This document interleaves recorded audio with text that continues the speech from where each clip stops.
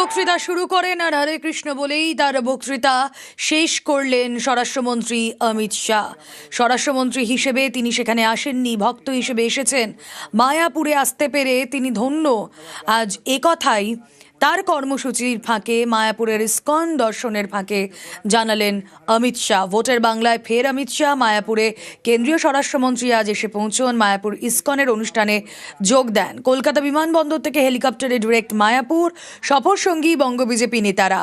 প্রায় 2 ঘন্টা ইসকনে থাকেন অমিত শাহ।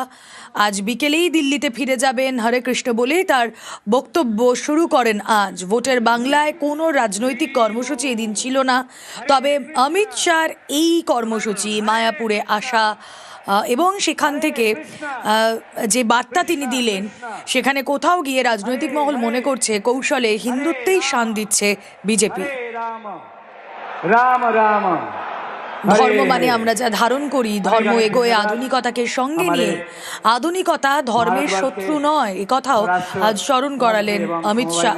মায়াপুরে এসে তিনি সৌভাগ্যবান এমনটাও বলেছেন আজ। সবার মধ্যেই ভালো খারাপ থাকে, তা নিয়েই চলতে হয়।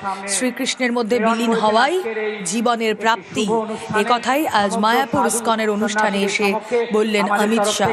হরে কৃষ্ণ বলে তার বক্তব্য যেমন শুরু তিনি করেন, তেমন হরে কৃষ্ণ বলেই তার বক্তব্য শেষ করেন অমিত শাহ।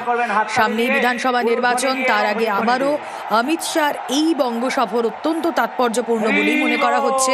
না, কোনো রাজনৈতিক কর্মসূচি এদিন তার মায়াপুরে ছিল না। তিনি মায়াপুর ইসকনে আসেন, 2 ঘন্টা সময় কাটান, কিন্তু রাজনৈতিক মহলের মনে হওয়া কৌশলে হিন্দুত্বেই শান দিচ্ছে বিজেপি। আমরা সবাইকে ধন্যবাদ জানাই। মঞ্চে যারা যারা উপস্থিত ছিলেন, হিজ হোলিনেস গৌরাঙ্গ প্রেম স্বামী মহারাজ।